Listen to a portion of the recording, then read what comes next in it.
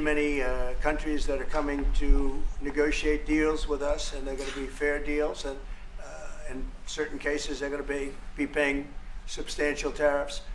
There'll be fair deals. As you know, I spoke this morning with the Prime Minister of Japan, and we had a very good conversation. They're coming. And I said, one thing, you're going to have to open up your country, because we sold no cars, like 0 cars in Japan, and they sold millions of cars into our country.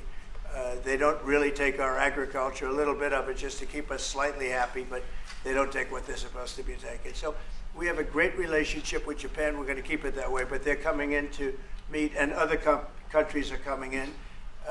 With China, as you know, against my statement, they put a 34% tariff on above what their ridiculous tariffs were already.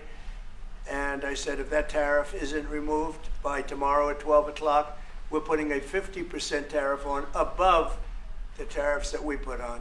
So they've gone for years. They've become a rich country because of people, again, that were in the White House that allowed this to happen. Hundreds of billions of dollars a year they'd make on us on trade, and it shouldn't be that way. And I have a great relationship with President Xi. I hope it's going to stay that way.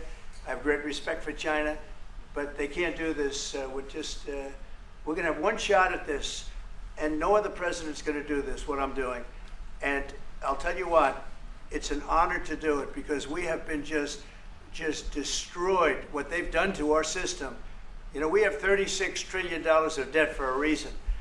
And the reason is that people allowed it to get that way. So we'll be talking to China. We'll be talking to a lot of different countries. And I think, you know, if we can make a really fair deal and a good deal for the United States, not a good deal for others. This is America first. It's now America first. And we didn't put America first. We put America last. The people that were in the Oval Office put America last, and we're not going to stand for it. There can be permanent tariffs, and there can also be negotiations, because there are things that we need beyond tariffs. We need open borders. You know, we almost had a deal with China where we're going to open up China. It was almost done. Some of you remember it during my first term, and it was very disappointing. We ended up making a great deal. $50 billion worth of product was sold. $50 billion. You'd like that in Israel. And I made that deal, but it wasn't the deal that I wanted. It was the deal that I wanted was that, plus they were going to open up China so that our companies could go into China and compete with other countries and China for the, you know, for a large number of people. And at the very end, that deal was terminated, and we went to a piece of the deal. And so there are a lot of things outside of tariffs, but tariffs are very important. But there are a lot of things like opening up countries that were totally closed. China's essentially a closed country. In fact, it is a closed country. And what they do is they charge tariffs so that if you sell cars or if you sell anything, nobody's going to buy it because the price is out of control. But that's true with a lot of other countries also. So we're going to get fair deals and good deals with every country. And if we don't, we're going to have nothing to do with them. They're not going to be allowed to participate in the United States. Mr. President, that these tariffs don't drive U.S. trading partners into the hands of the Chinese. I'm not worried about it. I'm not worried about it. If they want to be in the hands of the U.S., they don't want to be in the hands of the Chinese. And the Chinese have turned out to be really not very good at that. People that are with us, they're with us. But we cannot be taken advantage of any longer. I used to watch these deals for years. I've been talking about it for years. You know, I've been talking about it for 35 years, how our country is being ripped off. I mean, 30 years ago it was Japan, then it was something else, then it was another group, then it was China. China's doing the best job of it, frankly. And it's just not going to happen. Not going to happen. Mr. President, the EU has said that they have offered 0 for 0 tariffs on cars and industrial goods. Is that not enough? Well, the EU, no, it's not. The EU has been very tough over the years. It was, I always say, it was formed to really do damage to the United States in trade. That's the reason it was formed. It was formed with all of the countries from Europe, I guess most of them, not all of them, but most of them. And they formed together to create a little bit of a monopoly situation, to create a unified force against the United States for trade. So they have NATO, which is largely the same countries, and they took advantage of us dollar-wise and militarily until I got there. You know, I was able to get $600 billion from NATO, where they paid NATO because most of these nations weren't even paying. We were paying for NATO, so we're paying them to guard them militarily, and they're screwing us on trade. So that's not a good combination. So now it's really turned around. It's the opposite, and the European Union's been very bad to us. They don't take our cars, like Japan in that sense. They don't take our agricultural product. They don't take anything practically. And yet they send millions of cars in a year, Mercedes-Benz, Volkswagen, BMWs. They're sending millions and millions of cars into the US, but we don't have a car that's been sold to the European Union or other places, but let's go for the European Union. And it's not going to be that way. It's got to be fair, reciprocal. It's got to be fair. Nobody but me would do this. Nobody but me would do this. You know, it would be nice to serve a nice, easy term. But we have an opportunity to change the fabric of our country. We have an opportunity to reset the table on trade. We lose billions of dollars. We lose close to $2 trillion a year on trade. We lose $1 trillion a year to China. $1 trillion. We lose hundreds of billions of dollars a year on trade to China. We lose hundreds of billions of dollars overall, probably close to $2 trillion. Why would we do that? Number one, why would we do that? And then you have to say, is it sustainable? Then you hear about all of the people that say, well, deficits. If we have a deficit with the country, or if the country has a big surplus with us, like China has a massive surplus, that they take and they spend on their military. Well, we don't want that. I don't want them to take $500, $600 billion a year and spend it on their military. I don't want them spending money on their military. And I shouldn't have to spend money. We shouldn't have to spend it either. Because, you know, hopefully, and I said this to President Xi, hopefully it's money that we're never going to use. In other words, because we're not going to use those incredible weapons that we have and that they have.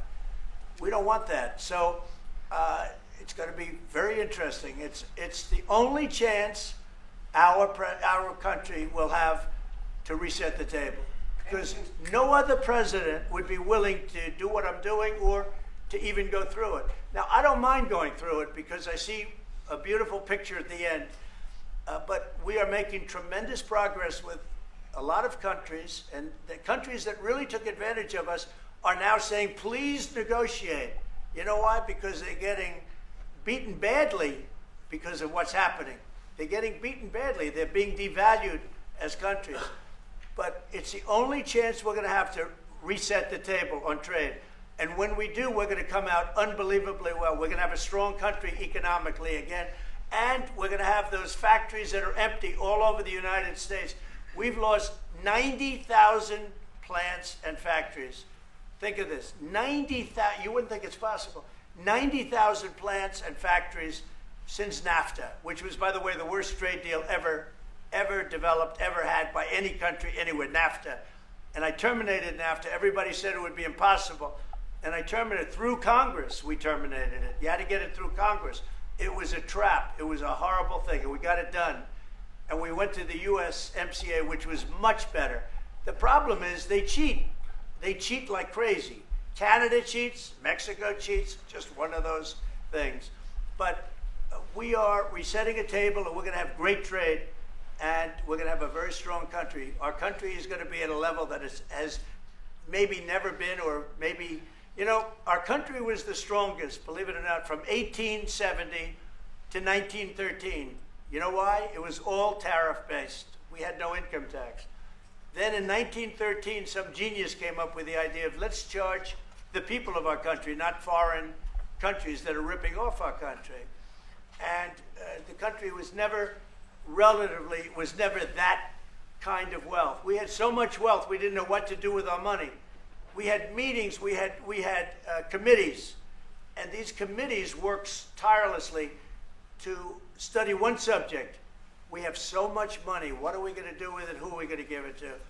And I hope we're going to be in that position again. They went wild. China went wild. And the money they make is ridiculous, okay? It's just not going to happen. And hopefully we'll get along with China. If we do, that's great, and if we don't, that's okay too. But we can't let that continue, because that's an abuse. They abused the poor people that sat in the seat. That poor Biden, he was abused by them. They took advantage of him, and I'm surprised. You know, they have smart people. They were radical left lunatics, but they're smart. I'm surprised they'd allow that to take, to happen. But we are going to bring great trade, and we're going to be fair to other countries. And I will say this, virtually every country wants to negotiate. If I didn't do what I did over the last couple of weeks, you wouldn't have anybody wants to negotiate. We would have gone to these countries, you want to talk? And they were, well, we don't want to talk. Now they're coming to us. They're offering things like even Bibi, and this is unrelated because it's a different kind of a relationship, but he started off our conversation today that he's cutting all of the tariffs, he's cutting everything, he's going to get down to a free base, he's going to do things that, in all fairness, other countries, if they said that, would have never even thought about doing it. Now they're offering things to us that we would have never even thought of asking them for, because they're experiencing a lot of hurt. And the hurt is that they've taken advantage of us, and we finally fought back. Tariffs will make this country very rich. We're rich anyway, but we're rich in a certain way. We have $36 trillion in debt. I want to get rid of it, and we can do it quickly with proper deals.